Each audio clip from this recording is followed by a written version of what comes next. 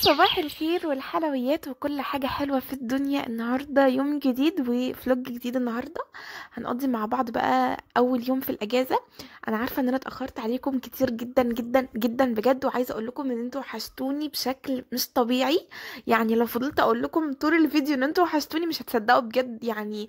وحشني كده إن أنا أصور وأطلع أتكلم معاكم. بصوا حاجات كتير جدا، وهحكي لكم حاجات كتير قوي في الفيديو ده، فعايزاكم تكملوا الفيديو معايا للآخر. وعايزة بقى كل الفيديو ده يبقى لايكات كده عشان تفرحوني ونرجع تاني بقوة ان شاء الله. مجهزه لكم سلسلة فيديوهات حلوة جدا جدا في الاجازة.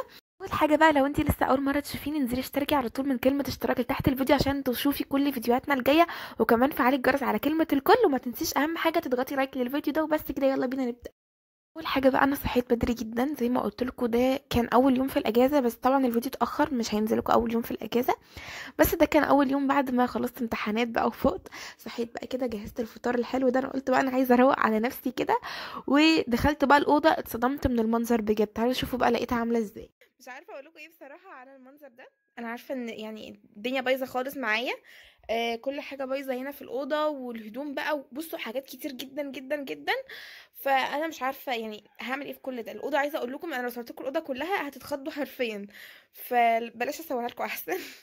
المهم بصوا، دي سجاده صلاه، في شنطه، في هدوم. بصوا حاجات كتير كده، حاجات غريبه ملهاش اي علاقه ببعضها، في شنط، في حاجات غريبه كده على السرير.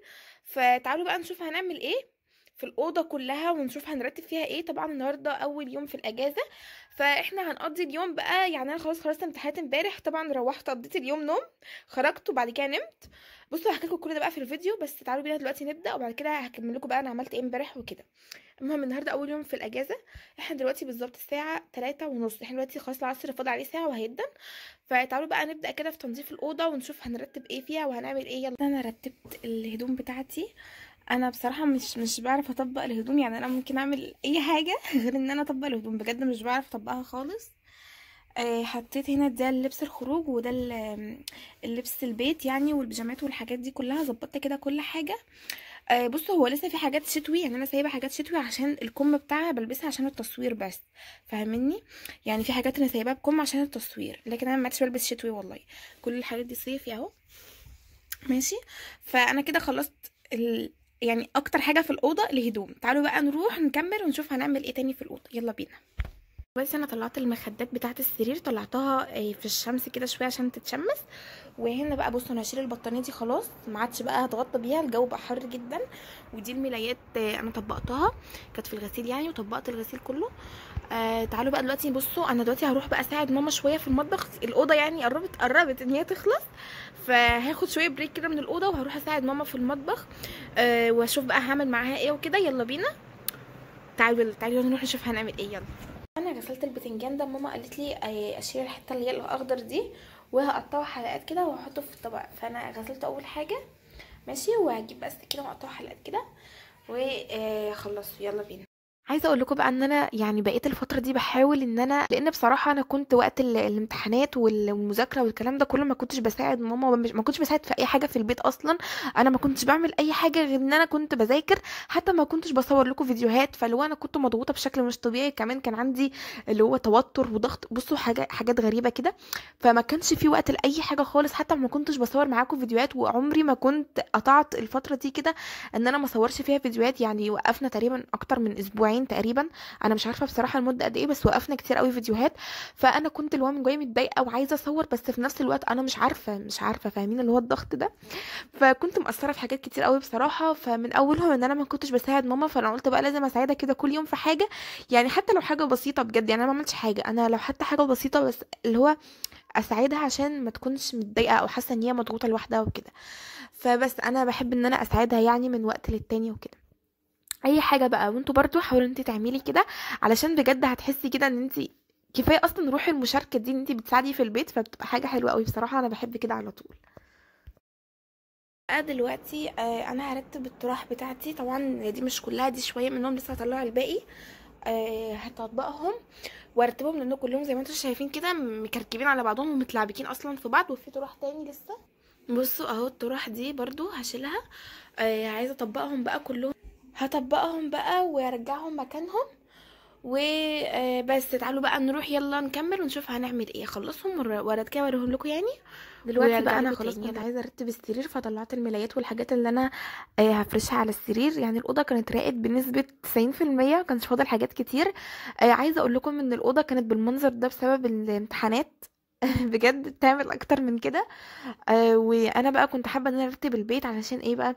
في مفاجآت وفي حاجات كتير قوي جايه، انا مش هحرقها لكم. انا هسيبكم انتوا تخمنوا في الكومنتات ايه اللي هيحصل الفتره اللي جايه. وبصراحه عايزه اقول لكم ان انا بجهز لكم في حاجات حلوه قوي، فالتاخير ده وراه حاجات ان شاء الله تبقى حلوه وتعجبكم.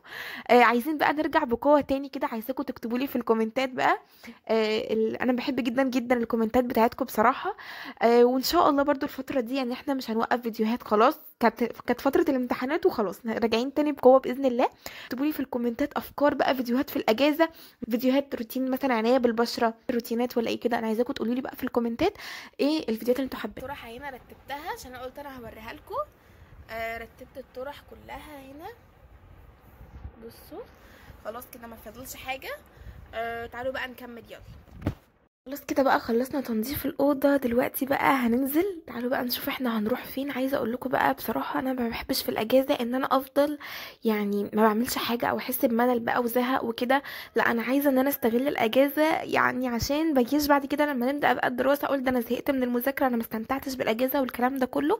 انا عارفه ان انا كده كده لازم اقضي الاجازه نوم، بس برضو لازم يكون في شويه حاجات اعملها كده تكون تغيير او تجديد، احس كده ان انا عملت حاجه جديده واحس ان انا اللي هو لا انا مبسوطه. انا بقى بتلاقوني كده من وقت للتاني يعني بحب ان انا انزل واغير من النشاط بتاعي. ما بحبش ان انا افضل قاعده كده في البيت بصراحه، وخصوصا ان انا متعوده اكتر على النزول والطلوع والدروس والكلام ده. فاللي هو لما يعني انا كده تقريبا كنت خلاص بقى انا عايزه انزل. عايزه اقول لكم ان اللي انا نزلت والكلام ده، الفيديو اللي انا بصور لكم فيه ان انا نزلت دلوقتي ده ما كانش اول يوم اجازه.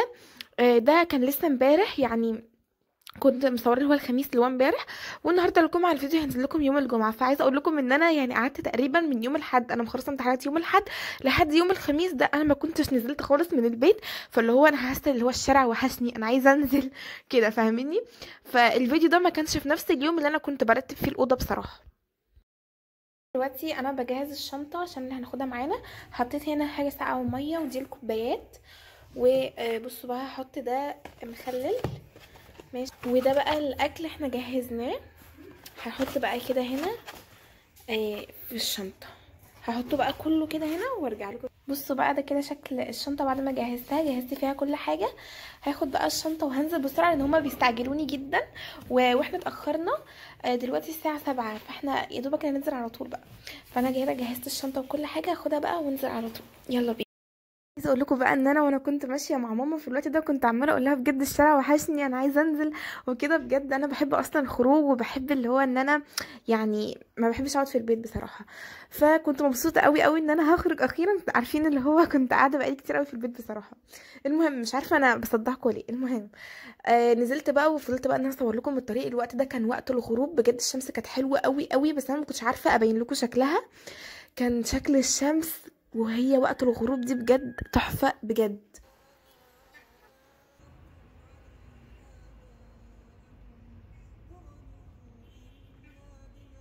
عايزه اعرف رايكم بقى في الكومنتات كده، قولوا لي انتوا بتحبوا اكتر حاجه الفلوجات جوه البيت ولا الفلوجات اللي بتكون بره بقى والخروجات والحاجات دي كلها. عايزاكم تكتبوا لي كده في الكومنتات عشان حابه ان انا اعرف رايكم.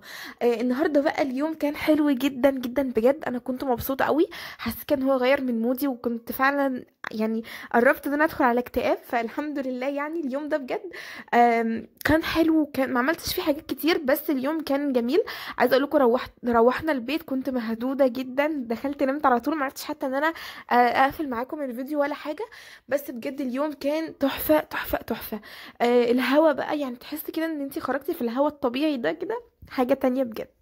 عايزه اقول لكم بقى المكان اللي احنا كنا قاعدين فيه ده كان فيه اطفال كتير جدا بيلعبوا سكيت في الشارع. بجد انا كنت مبسوطه قوي، كنت بصورهم لكم، كان شكلهم حلو قوي كده هما بيلعبوا كلهم مع بعض السكيت. بجد انا كنت مبسوطه قوي اليوم ده، وتصورت كمان صور كتير حلوه قوي قوي.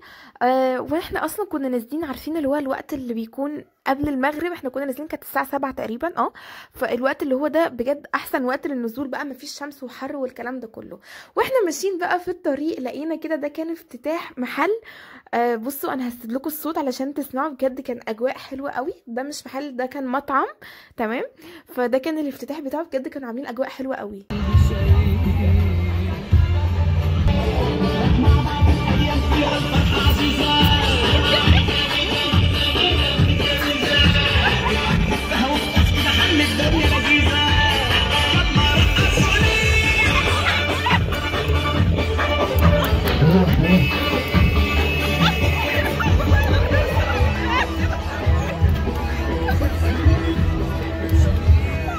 وبس كده، ده كان الروتين بتاعنا النهارده، او كان الفلوج مش روتين بقى، هو كان فلوج اليوم كامل بتاعي. صحيح انا ما كملتوش وكملناه يعني يوم تاني، بس المهم ان ده كان الفيديو بتاع النهارده. لو عجبك الفيديو بقى انا هنستنى اشوف كل الكومنتات بتاعتكم، وما تنسيش تضغطي لايك اهم حاجه. وبس كده، واستنوني في الفيديو الجاي.